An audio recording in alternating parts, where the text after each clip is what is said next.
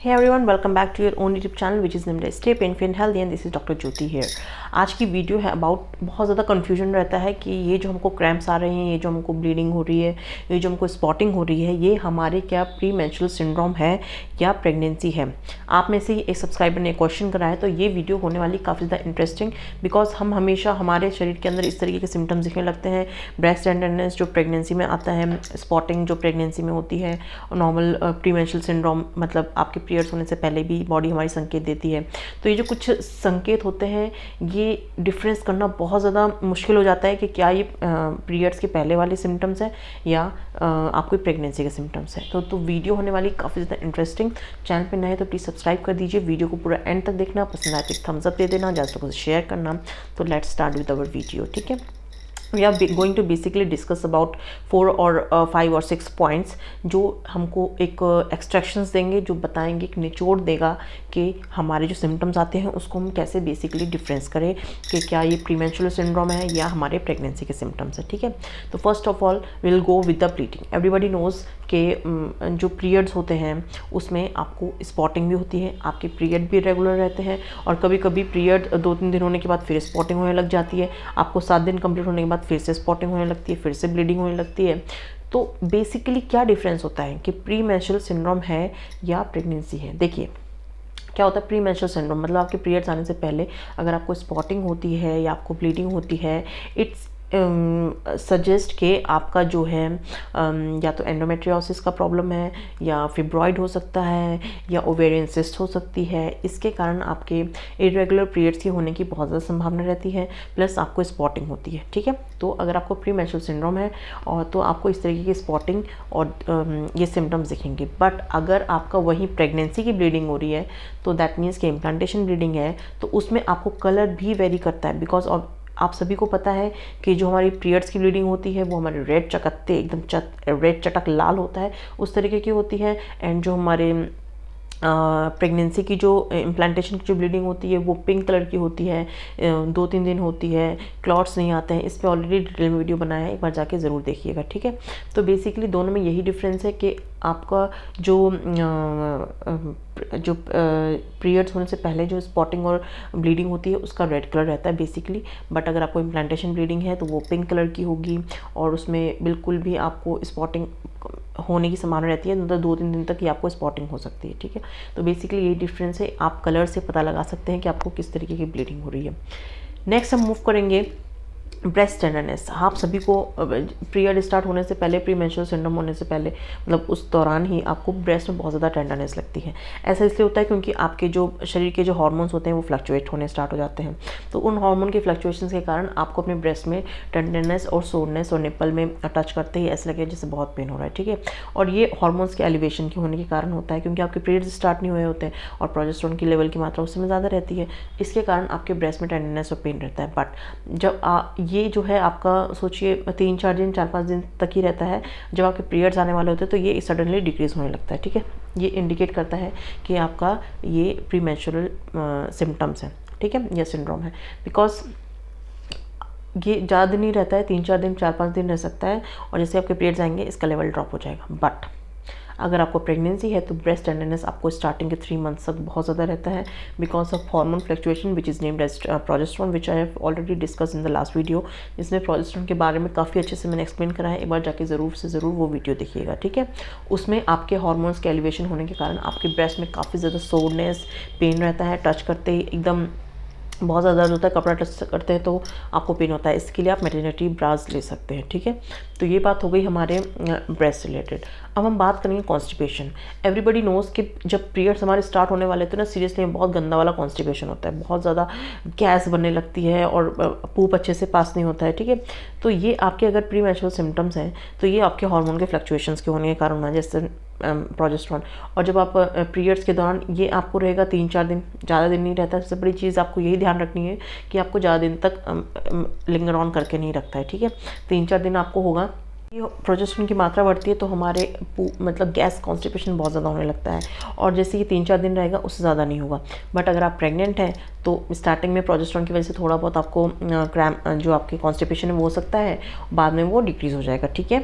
But ये further आगे जाके आपको कॉन्स्टिपेशन होगा, बिकॉज आपके बच्चेदानी का साइज़ बढ़ते जाता है, जो इंटेस्टाइन्स होते हैं उनमें प्रेशर डालता है, जिसकी वजह से आपको पॉटी करने में या पूप करने में दिक्कत हो सकती है। तो ठीक है, तो ये डिफरेंस होता है बेसिकली। जो प्रीमेंस्ट्रुअल सिम्टम्स होते हैं वो एकदम शॉर्ट ड्यूरेशन 2-3 डेज तक का रहता है, बट अगर आप कोई प्रेगनेंसी है तो ये आपके लिंगर ऑन करेगा 1 महीने तक, आपको कॉन्स्टिपेशन होने की बहुत ज़्यादा संभावना रह सकती है, ठीक है। उसके बाद हम बात करेंगे क्रैम्प्स। अब बेसिकली यही डिफरेंस आता है कि मैम क्रैम्प्स किस तरीके के होते हैं, पेन किस तरीके का होता है अगर आपको प्रीमेंस्ट्रुअल सिंड्रोम है या आपको प्रेगनेंसी है। देखिए, जो प्रीमेंस्ट्रुअल सिंड्रोम होता है ना, उसमें जो क्रैम्प्स होगा बहुत शॉर्ट ड्यूरेशन का होगा, ठीक है, और आपको एक साइड पेट में दर्द रहेगा, ठीक है, और ऐसा नहीं है बहुत देर तक रहता है। ये एक साइड जो पीरियड्स का पेन होता है वो आपको लोअर एब्डोमेन में रहता है, ठीक है, और बहुत ज़्यादा शॉर्ट ड्यूरेशन का रहेगा, इतना ज़्यादा नहीं रहेगा, बट आपको किसी किसी में हर इंडिविजुअल में वेरी करता है। किसी किसी का पेन अनटॉलरेबल होता है as per as the person की जो टॉलरेंस पावर होती है उसके अकॉर्डिंग। बट अगर आपको प्रेगनेंसी का पेन है या क्रैम्प्स है तो ये आपको शॉर्ट ड्यूरेशन रहने के साथ साथ आपका जो है एक बटरफ्लाई जैसे तितलियाँ उड़ती हैं उस तरीके का फील होगा। और सबसे बड़ी चीज़ तो ये है आपको पेट के एक ही साइड फील होता है, या आपको लोअर एब्डोमेन में फील होगा, या आपको बैक में फील होगा, ठीक है, कभी कभी आपकी लेग तक भी जा सकता है। तो बेसिकली आपकी जो प्रेगनेंसी का जो इम्प्लांटेशन के जो क्रैम्प्स होते हैं प्लस आपके जो प्रीमेंस्ट्रुअल सिम्टम्स होते हैं, उन दोनों में यही डिफरेंस है कि जो पीरियड्स के होते हैं वो होते शॉर्ट ड्यूरेशन के लिए, कभी कभी एलिवेट भी एक्सेसिव ज़्यादा देर के लिए हो सकते हैं, बट ये आपको लोअर एब्डोमेन में बहुत ज़्यादा होते हैं, ठीक है। जो इम्प्लांटेशन के क्रैम्प्स होते हैं, जो प्रेगनेंसी के क्रैम्प्स होते हैं, ये पेट के एक ही साइड होते हैं, बटरफ्लाई टाइप होते हैं, स्मॉल टाइम के लिए होते हैं, प्लस आपको लोअर बैक पे भी होने की संभावना बहुत ज़्यादा रहती है, ठीक है। तो ये दोनों में बेसिकली डिफरेंस है। तो आपको सिर्फ ये डिसाइड करना है कि किस टाइप का पेन है, ठीक है। अगर आपको बहुत ज़्यादा ही पेन हो रहा है, टॉलरेट हो रहा है, नो तो कोई बात नहीं। अगर अनटॉलरेबल है तो आप मेडिसिन लेके डॉक्टर से कंसल्ट करिए। बट उसके लिए अगर आपको पीरियड स्टार्ट हो गए हैं तो आप मेडिसिन ले सकते हैं, बट अगर आपको पीरियड स्टार्ट नहीं हुए हैं और आपको क्रैम्पिंग हो रही है तो आपको मेडिसिन ले ही लेना है, बिकॉज ये वेरी करता है, हर इंडिविजुअल पे हो सकता है आपकी इम्प्लांटेशन क्रैम्पिंग हो, ठीक है। तो इसलिए आपको कोई मेडिसिन नहीं लेनी है अनटिल अनलेस आपके पीरियड्स स्टार्ट होते हैं तब तक, ठीक है। एंड बिकॉज ये प्रेगनेंसी भी हो सकती है और उस दौरान अगर आप कोई मेडिसिन लेते हैं तो आपको प्रॉब्लम हो सकती है, ठीक है। तो आपको क्रैम्पिंग का बेसिकली बहुत ज़्यादा ध्यान रखना होता है, किस तरफ पेन हो रहा है, 1 साइडेड है या 2 साइड है या बोथ साइड है या लोअर एब्डोमेन है या बैक पे है, तो ये आपको बताएगा कि आपको किस तरह की क्रैम्पिंग है, ठीक है। इस पर ऑलरेडी वीडियो बनाया है एक डिटेल में, जस्ट इम्प्लांटेशन पे ही बहुत सारे वीडियोस बनाए, एक बार जाके ज़रूर से ज़रूर देखिएगा, ठीक है। उसके बाद हम बात करेंगे, बहुत सारी फीमेल्स को मूड स्विंग्स आते हैं। अब किसी किसी को तो पीरियड स्टार्ट होने से पहले मूड स्विंग्स आ जाते हैं और किसी को प्रेगनेंसी के पहले मूड स्विंग्स आते हैं। तो जो पीरियड का जो मूड स्विंग्स रहते हैं, मतलब मूड में उतार चढ़ाव, ठीक है, तो ये आपके जो अगर पीरियड्स हैं तो ये आपका रहेगा, मतलब सोचिए थोड़ी देर, 1 2 3 4 दिन, ठीक है, जब तक आपके पीरियड स्टार्ट नहीं होते। कभी कभी आपको एकदम से रोना आ जाएगा, कभी कभी आपको एकदम से हंसना आ जाएगा। तो ये जब तक आपके पीरियड स्टार्ट नहीं रहते, मतलब पीरियड से 3-4 दिन, ज़्यादा नहीं, स्टार्ट होने से 3-4 दिन पहले तक ही होते हैं।